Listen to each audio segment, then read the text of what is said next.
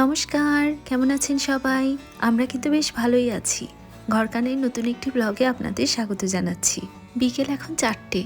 মামুনি পিঠা বানানো যেন শেষই হচ্ছে না। সেই আসার দিন থেকে পিঠা বানানো চলছে তো চলছেই।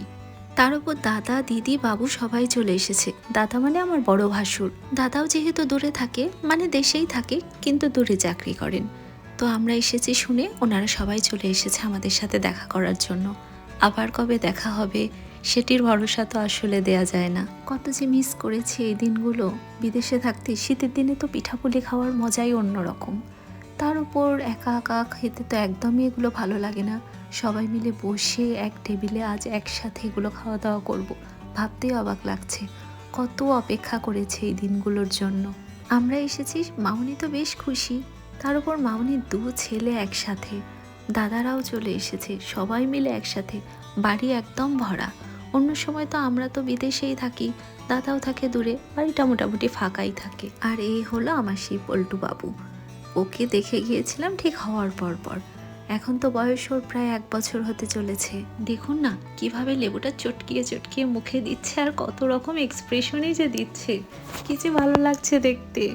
বাচ্চাদের এই কর্মকাণ্ডগুলো দেখতে ভীষণ ভালো লাগে, ঠিক না? দাদারাও আসছে, আর বাসার সব ছেলেপুলে ছোট বাবুরা সবাই অপেক্ষা করেছিল সবাই কবে বাসায় একসাথে আসবে আর একটা ছোটখাটো আয়োজন হবে, মানে ওই বারবিকিউ পার্টি। নিজের কোনো ননদ দেবর না থাকলেও আমার ছোট মাসি শাশুড়ির ছেলে মেয়ে ওরা আমার ভীষণ আপন, একদম নিজের ননদ দেবরের মতোই। তো ওরা বয়সে যথেষ্ট ছোট, আর এদেরও কোনো ছোট ভাই বোন নেই, তাই দাদা আর ও যথেষ্ট ভালোবাসে ওদের। তো ওরাও অপেক্ষা করেছিল কবে বৌদি, দাদা, বাসা ভর্তি সবাই লোকজন একসাথে হব। তো বারবিকিউ পার্টি কি বছরেরটা আর কি মিস করা যায়? জাপানে থাকতেই ওরা ভিডিও কল দিয়ে বলতো তাড়াতাড়ি চলে আসো, এবছরে বারবিকিউ পার্টি কি হবে না? শীত তো প্রায় শেষের দিকেই, কিন্তু বাসায় যেহেতু এত মানুষ, এত লোকজন একসাথে হয়েছি, এরকম ছোটোখাটো পার্টি হলে এই একসাথে হওয়ার আনন্দটা আরও দ্বিগুণ বেড়ে যায়। জাপানে থাকতে আমরা প্রায়ই এরকম মুরগি মেখে গ্রিল করে খাই, কিন্তু সবচেয়ে বেশি যে জিনিসটা মিস করি সেটা হলো কয়লা পোড়ার যে একটা গন্ধটা আছে, এই জিনিসটা। এইবার ভেবেছি যে যাবার সময় 2-4 টুকরো কয়লা হলেও সাথে করে নিয়ে যাব। এই স্মেলটা একটা অন্য রকম ফ্লেভার অ্যাড করে। সন্ধ্যা ওই বলতে গেলে রাত্রি এখন 7:30 বাজে, কিন্তু বারবিকিউ পার্টি তো ঠিকই করতে গিয়ে দেখলাম বাসায় কয়লাই নেই। তাই তড়িঘড়ি করে ছাদে গিয়ে একদম যেগুলো কাঠ ছিল ওগুলো পুড়িয়ে নেওয়া হচ্ছে। মানে সেখান থেকে তো কাঠগুলো পুড়িয়ে কয়লা বানাতে হবে আগে, সে কাঠগুলো পুড়ে কয়লা হতে তো বেশ সময় লাগবে বোঝা যাচ্ছে। তো ভেবেছিলাম রাত্রি 10টার ভেতরেই হয়তো সব ব্যবস্থা হয়ে যাবে, কিন্তু না, এখন মনে হচ্ছে একটু দেরিই হবে।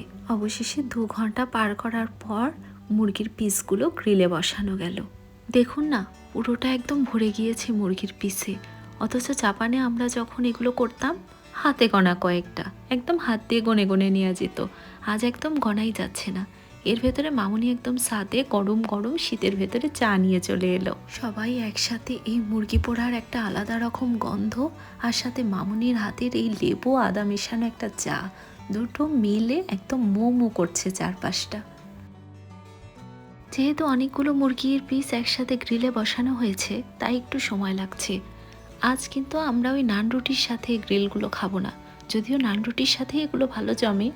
আজ একটু সামনের দোকান থেকেই পরোটা দিয়ে আমরা এগুলো আয়োজন করেছি। আর আমি ছাদ থেকে একদম নিচে রান্নাঘরে চলে এসেছি। মুরগির মাখানোর পর যে গ্রেভিগুলো ছিল ওগুলো একটু মশলা দিয়ে কষিয়ে নেব। দেখুন না বাবুটা মাঝে মধ্যে কিভাবে উকি দিচ্ছে বারবার। বাবুর যখন বয়স 10 থেকে 15 দিনের মতো ছিল তখন আমি মনে হয় জাপান গিয়েছিলাম।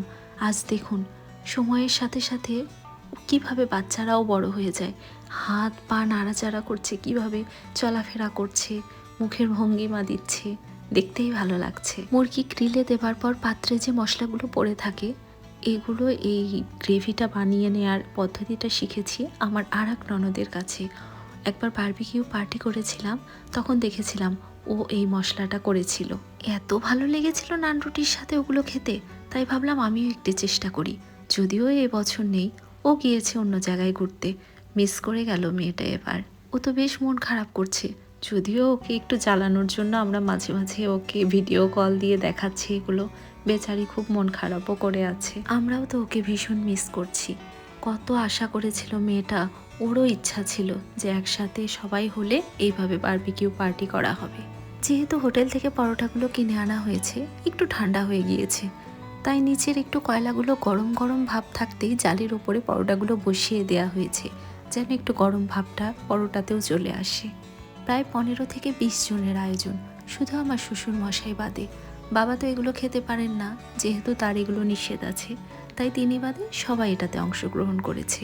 বিদেশে আমরা যখন এগুলো বানিয়ে খাই দুজন ঘরের ভেতরে, তখন গল্প করি কত যে এগুলো মিস করি, যে কবে আবার এ ধরনের দিনগুলো পাবো, সবাই এভাবে এক এক করে বসে এভাবে গল্প করতে করতে খাবার খাওয়া হবে।